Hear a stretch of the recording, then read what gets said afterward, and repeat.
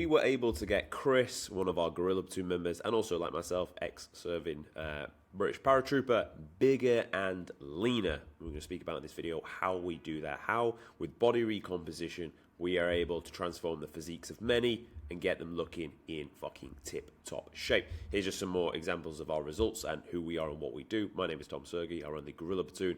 We're an online physique transformation program where we churn out results like this. Pretty much we're now twice a week, which is kind of cool to say. We just get the results when we speak about them online so you can apply them into your own life and existence. Today we're going to be speaking about this result here. So just to give you some metrics to understand, he started at 81 kgs in this photo, and I believe around 17% body fat. Maybe a little bit softer. We'll go with a roughly 17. Got him down to 73 in this weight at 10% body fat, and we actually spent some time on this one. This was a 20-week transformation. A lot of the results you'll have seen, I churned them out in like 12, 13 weeks, but actually, in this one, we opted for a little bit more of a longer approach, and also it catered with his lifestyle. Chris works a lot on the move, in some form of CP style work, which I won't say too much about, which then comes with different challenges. But the beauty of that is challenges come with solutions. Solutions come with me, things to report back to you, which you may be able to relate to in your own life if you're a man that works on the move a lot. So let's get into the weeds of this and how we were actually able to transform a physique like this, which, to be honest, not in horrendous shape, but fucking hell, nowhere near his actual ceiling of potential. Like, you could live inside those abs, they're that deep, and everything is fuller and bigger. So let's get into the weeds of it now. Let's start off with training. Now, of course, you are well aware that we need to dial in nutrition and whatnot. We'll come on to that in a second, but I really feel like in the game of getting shredded, people pay lip service to training and almost accept that they will lift less during this phase. We're here to body recomp. We're here for you to get stronger in the gym, to give yourself the best opportunity to build muscle as well. We're not in the business of just getting skinnier for the sake of it. We're here to actually add some muscle as well. So let's discuss. You are just starting out. There are a few different training splits we would want to speak about and which one would be right for you. If you are brand new to training, let's say brand new is anything younger than 6 months, or you only have 3 days to train, then you're going to do a 3-day full body split. Hit every muscle twice per week and train to failure. Frequency is always going to be one of the main aims. So is intensity, but volume is just something that we haven't got the option of. And that's okay. You personally, if you're new to training, don't really need that much volume. And if that's all you can do for 3 days, then that's all you can do. It is what it is. It's fine. The next would be a 4-day split. This is one we actually opted for with Chris. I like to do a full body push, so we cover everything on the front of the body. Full body pull, cover everything on the back of the body. We'll repeat that twice over for the frequency. This just gives it a little bit more volume. And then I personally run with a split where it's a 5-day split. I'll hit chest and back, delts and arms, legs, rest, chest and back, delts and arms, rest. That's the split I like to run with for this. Now, you want to keep your training split nice and simple. You really, really do. And I would even go as far to say, like, pick the exercises you actually enjoy, to be honest. We'll tell you what, we can pick apart a quick routine so you can understand what that would look and feel like. So just to give you some quick specifics on a program you can follow, this is the one we ran with him. So twice per week, full body push, full body pull. And in this split, I like to opt for a pec deck first because it's going to hit the muscle in the short position of the chest. It's also going to add a lot of blood into the chest. You'll then hit the muscle hard in the lengthened position. Dumbbells are harder at the bottom, so therefore we can load this up nice and heavy. Focus on the eccentric, 3 sets. Leg press for 3 sets. Go for leg press because I prefer it to be stable and supported. Shoulder press machine for shoulders. Tricep push down, cable lateral raises, and an overhead cable tricep extension. And that is the workout routine that I'd run with here. On the pull day, you're going to hit some single arm pull down for lats, T-bar row for traps, hamstring curl, lie-in, and progress that to an RDL as you get further into your lifting career. Lat pull down, bicep preacher curl, so arm in front of the body, incline dumbbell bicep curl, arm slightly behind the body, and an ab crunch. That's the split I would follow, or we do program for a lot of our guys. With this, one thing you want to be big on is the tempo. In fact, do you know what I'm going to come on to now? I'm going to come on to this. The 4 parts of a set that you cannot miss that really do help when it comes to building muscle. Okay, I'm going to use a working set that I did the other day to show you this analogy. So this is the flat press. The first thing you're going to look to do is make sure your tempo is controlled. Let's count the time of this. 3, 2, 1, press. 3, 2, 1, press. So tempo, speed of repetition. Slow it down. You want to make gains, slow down what you're lifting in the gym. Because a lot of you just drop the weight and then you try and press back up. When I lift like that, I can be very accurate. Because look, everything's controlled inch by inch. I can be very accurate in hitting my chest. A lot of you can't grow a chest because you're just pressing weights up and down. A second part, so we tempo is important, and tempo is important because we can hit the muscle through the eccentric. There's a lot of muscular hypertrophy that can happen there, but it also allows you to focus on hitting the working muscle. The second thing I'd say is make sure we dial in your arm path. This is very critical. What would the arm path be here for the chest exercise? Well, we know that the chest muscles start here, right, by your sternum.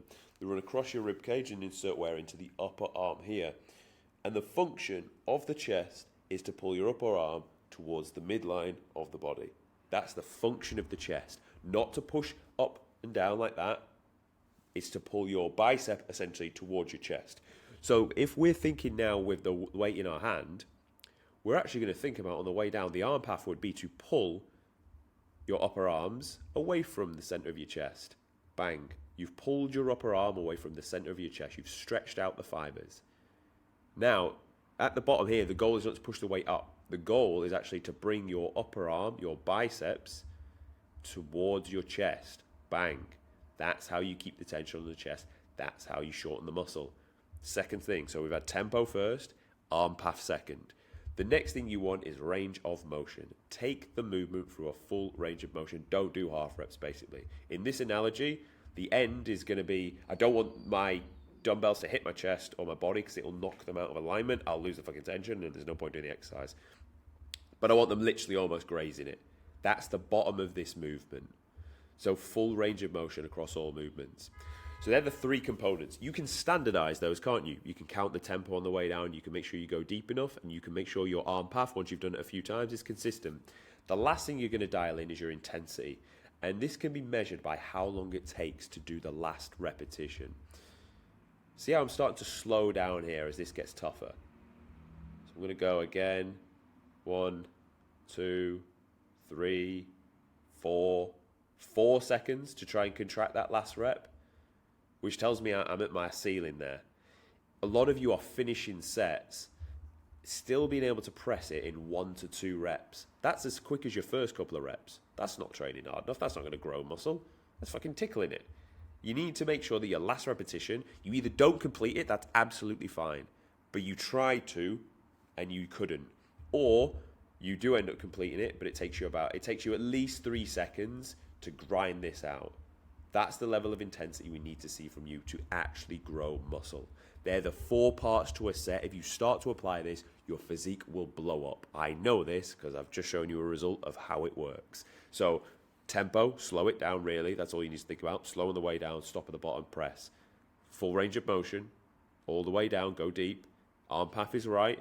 Think about bringing the start of the muscle towards the end and train where the last repetition takes you 4 seconds. You train like that, you will grow like a fucking garden weed. If you don't train like that, you'll not really see any progress or results.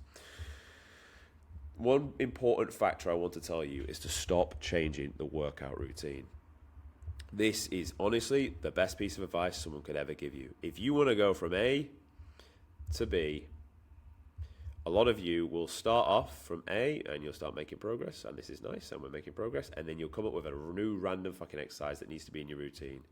Now you'll stop this progress, boom, back here, start making progress on that exercise, and then you'll stop that and then make progress on this exercise, and you'll just keep changing shit around. If you don't stick to anything for long enough, you won't grow. I've been flat dumbbell pressing for years. I used to be doing 30s. You just saw there I was doing 47.5s for 8 with great tempo. I'll be going until I'm pressing 60s. And that's how I'm going to get a good chest. I made a video about this last week. The reason I was able to grow a decent chest is because I just stuck to one exercise for long enough. Really, you don't need to be... Maybe once every 6 months you can change your split up. But even then, I'd always have 3 main exercises. One for your back, one for your pecs. Maybe, do you know what? I'd maybe even say have one staple exercise across all your main muscle groups. You just never change. They're like your consistent tracking method to progress. Because if you can constantly put your hands on the progress, the data you're making, you will be able to show, right, look how much, I know I've gone from 30 kilo pressing to a 47.5s. I know this tangible muscle that's been built there because fresh air isn't moving an extra 17.5 kg. Go pick up 17.5 kg in the gym. It's a decent amount of weight. To add that to a movement, it is pretty solid. Muscle has to be developing that, not fresh air. But if you keep changing your routine every 2 weeks or you change exercise in all the time, you'll just never be able to build any of that. There's no consistency and there's no like grinding that extra rep to secure that extra little bit of muscle. It's you'll find when you start a new exercise, you'll fly up the weights really quick. And it's not that your body couldn't do it before and you build a new muscle. It's just that it's a new pathway and your body's just adapted to that pathway. When you get to the point where you're struggling to get that last rep out, that's how you know you're building true muscle. So like these two are important. This is mission critical. Do not change. Create one routine and fucking stick to it. Not change it up. Now let's get into nutrition. Let's speak about how much to eat first and foremost. Now, this is going to depend on your current body composition. I'll show you how I get those answers. So initially what I'll do is I'll ask for your photos and scale weight. You'll give me that. And let's say for argument's sake, well, we know he was 17% body fat. 17% body fat, and he was coming in at, he was actually 81. Not 71%, that'd be catastrophic. He was 81 kgs.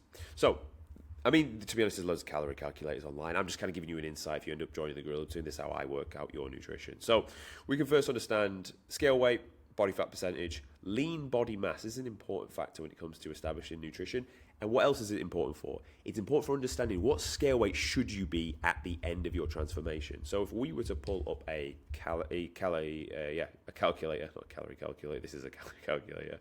So we were to pull this up, we were going to go from 67.2, and we're going to add 10% to this number, and the goal is going to be 74. We got into 73. Maybe it was fucking 9%. Maybe I can say you got to 9% body fat. Yeah, I mean, to be fair, those abs are pretty fucking deep. He might actually be 9% body fat. There's a typo on my end. But anyway, coming back to it, we know we need him to get to roughly, for 10%, it'd be 74. You are going to have an RMR. This is your resting metabolic rate. You may have heard, if you ever heard of the term, your metabolism's in the bin, or like my metabolism doesn't work, it's because your RMR will be something like 800 calories, which is just absolutely fucked. When you are doing a recomp, and I'm going to throw in a side bit of value here, and I've spoke about it, there's videos on this channel of like how to fix your metabolism. I've shown like a guy where like really soft body fat, low metabolism, low BMR. How you fix this specifically is take your calories, sit just below maintenance. So I'll do this for you on my calculator so you can see it. So let's say, for example, your maintenance calories were 2,800. You'd sit at 2,600.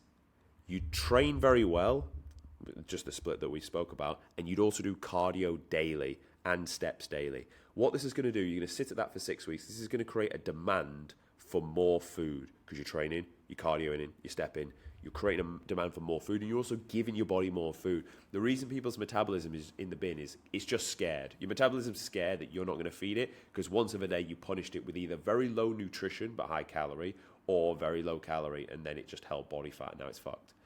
You want to almost trick it to be like, no, it's okay. You're going to get food, and here's the demand of why we need food. So then, after running that for 6 weeks and you start to chip away at it, that's why it will respond again because it's used to having more, and it actually uses more. So that's a side note. But anyway, to be fair, when I'm setting out nutrition to do a recomp, what I will do is understand your RMR, understand your activity, which for the most of you are going to be moderately active, sport 3 to 5 days a week. Some of you, if you're like my members in the military, may be very active. You work in construction, you may be very active. Or some of you may just be really desk-bound and barely moving at all. So you're going to get this figure, time together. That's how you get your maintenance. Personally, and this is a personal approach I take, and if you've watched this channel before, you'll know the answer here. I like to take a high-calorie approach to body recomp. I'm not in the business of making you starve because I want you to be an athlete. So I would rather you push output rather than really low food. And especially in this phase of recomp, we can spend a bit of time where actually we're not in a massive deficit. The reason for this is if I can keep your food high, what can I keep high? Your ability to train hard in the gym because you're going to be well fueled. Specifically, if I can keep your carbs nice and high, you're also going to train very well in the gym because you've got energy. So when we speak about how much to eat, we want to be in a good position when it comes to our feeding. So here, start at 2,600 for this example. protein at 161. This is your lean mass times by 2.4. This is not one gram per pound of body weight of protein. That's nice, it's basic. But this is lean mass times by 2.4. This is the next level on, because it's your lean mass that requires protein, not your basic like overall body weight. When I set fats, I set them to 20% of the target. That's like a moderate amount of fat. It's a pretty solid amount, actually. And then the rest I will fill with carbohydrates. Now, this is how much you should eat and how to set them up. This is the way I do it in my calorie calculator. You can use many of them online that will give you a rough, similar answer. So don't look at this as a roadblock to why you can't get in shape. Just get online, get it done. It's fucking quick and easy. What you're looking for is you're looking for a calorie target and some macros. In grams. That's what you're after here. But now let's build out what you should eat. So if you are, in fact, you know what, I'll show you a typical meal plan we use. So here's a typical meal plan I'd run with. Let's say you are starting out. This is not obviously specific to the member we've just spoke about, because actually I didn't want to show you his because we've hit the bottom. We're reversing him out, so his meal plan looks different to the start, and it will ruin the concept of this video. But let's just say, for argument's sake, you've done your personal numbers. You know you need to be eating 2,243 calories. Your protein is at 154 pretty much. Your carbs are at 290. Fats 20% or just over, basically 52, and your fiber is at 46. This is how I like to run my meal plans. So meal one, we will start with 4 whole eggs, great cholesterol, very good healthy fats. And what's great about these, you can do them many different ways. With the eggs, you can turn them so they are fucking hard and whole. That will fill you up. I also like to bolster it with some egg whites to really add the protein. We're also going to have 80 grams of oats and 150 berries. Why? Look at the fiber content here. What is fiber? Fiber is going to fill you up, and most of the time, fiber comes with nutrients. Most nutrient-dense foods are fairly fibrous. Fiber is going to keep you fuller for longer. People will eat these diets and feel like they're eating a lot more food than they ever did because the fiber content's high, the nutritional value is high. So this is the first meal. Meal 2, again, a lean protein option. We've got chicken breast. It could be turkey. It could be white fish. It could be tuna. Then with 100 grams of vegetables. When you're having your vegetables, this is how I like to divide mine up. 50 grams of those 100 come from something very, very nutrient dense. A spinach, a broccoli, or a kale. It also, then the other 50 grams comes with something more voluminous and watery. A tomato, cucumber, red onion. That way you've got both. You've got size, you've got water, and you've got pure nutrients. Then you add potato, can be sweet or white. Again, when it comes to carbs, potato, one of the most nutrient dense as it goes out. And again, high fiber. I also replicate the same meal again, just later on in the day with a bit more potato. When it comes to your pre-workout meals, you've got 2 options, and this will depend on your meal timing. If you need to eat and then train quite soon after, you're going to opt for fruit. Again, plenty of nutrients. And you can mix this up and have different fruits. These are probably the cheaper ones with the apples and bananas, and then berries are nice as well, but a little bit more expensive. Or you were going to run with oats and jam. You could swap the jam for something like raisins, actually, if you wanted to up your game with this. Raisins are very, very good. And then we'll finish the day with something in terms like a probiotic, like a yogurt. Berries at 100 again, and then a dark chocolate, really just for good magnesium, but also it just gives something sweet to wrap the day up with, so it's not absolute militant style diet. So that's how I would run a typical meal plan that you would see. So that's what to eat, how much to eat. We'll come on to we'll come back to this, when to make changes to your meal plan, because I want to touch on output. Output's important. Remember, I spoke about we want to keep food high, but we also then need to drive output high. What is output? Output is going to come in 2 forms. You've got your formal cardio, and you've got what's known as NEAT, non-exercise activity thermogenesis. Basically, steps. So you'll start with 10k steps every day as an absolute baseline minimum. 10k steps every day. And you will not miss on those. Formal cardio is where we're going to get you on some of this non-impact, because we want you to do it daily. So we're talking an incline treadmill or a bike. And you're going to keep the heart rate anywhere from 120 to 130 BPM. This is very specific. You follow this advice. Do not rush over, because you will take yourself out the fat burning zone, and you will also accumulate a lot of fatigue. If you accumulate fatigue, you'll not be able to do this daily. Therefore, you'll not be able to keep up the negative energy balance. So over time, you'll start with just 20 minutes daily. However, as you need to make a change, you're going to progress this to 30 minutes daily. and then to 40 minutes daily. And when to make changes to your meal plan is when you actually, I'd say when you hit 40 minutes. You hit 40 minutes of daily cardio, and now your scale's not dropping, then look at your food. The only exception I'll say to this is if you've started week 1, you've seen no changes, go straight for calories, remove 200, because you've just overshot the amount of food you need. So it's just silly to sit on that. But let's say you started the plan, you dropped a kilo, next week dropped another kilo, week after that didn't move at all, go from 20 minutes cardio to 30 minutes cardio.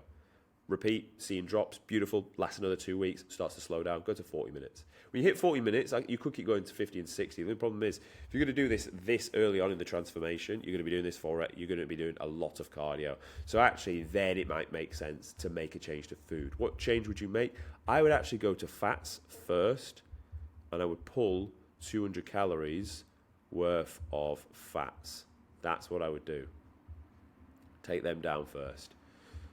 Specifically, I take that dark chocolate straight out at that point. It's about 180, yeah, 180 calories that'll come out there, and that's the change I'll make first and foremost. I'll try and keep your carbs high for as long as possible, so that you can keep training well for as long as possible. So that's how you're going to manage your nutrition, your output, and also to make changes to the plan so you keep progressing towards the goal. And honestly, the main aim that you need to focus on now is your ability to stay focused. It's your ability to go from here to here in one straight line without getting distracted. Because there'll be many reasons as to why you'll get distracted. Your partner will say, come on, let's go out for food. Takes you off plan. Your partner will try and book a holiday. Takes you off plan. Your work tells you need to stay late. Takes you off plan. Your friend tells you wants to try this new way of exercising. Your ability to say no to certain things and to stay on the straight and narrow is how you're going to get there. Because you need, in this game, momentum. If you have momentum, you'll be able to chip away kilo, and you'll get there. If you don't have momentum, or you keep breaking momentum, it'll be stop, start. While the whole time, you are bearing in mind, you see yourself as this individual first. You're kind of in all right shape, but you know you could be doing a lot better. If you lose momentum, you're always going to think about this version of you, because this is the basic version of you. This is the version of you remember for the longest period of time. So we need momentum so you can keep acting like this version of you. Because if you can act like this version of you over long enough, you're going to look like that version that you want to. So it's important that for every day, you know how to live a 24-hour period. You map out, what does a schedule look like in the day in the life? Day in the life for you. What time do you wake up? When do you do your steps? Do you hydrate?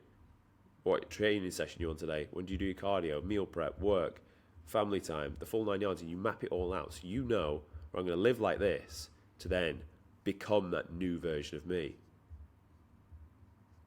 And when you live in accordance with this for long enough, you're going to have his results. If you don't act like him to get his results, so in this analogy here, if this guy did not act like this guy, he'd never look like this guy at all. You need to let go of how you see yourself. The habits you have, the mindset you have, it all needs to go. You need to think like this guy. You need to think about the 2.0 version of you. I made this video yesterday. Watch that. It goes into a deep dive about all this sort of stuff. But this is how we get the results that we do, because we get the guys to think about the next version of themselves, not the version of themselves right now, trying to just follow a training split, a nutrition plan, an output plan. It needs to go deeper than that if you're actually serious about getting results like this. So that's how we got Chris bigger and leaner. If you want us to do this for you, there'll be a link in the description. You can join us inside the Gorilla Platoon. Thanks for watching as always. I'll see you tomorrow.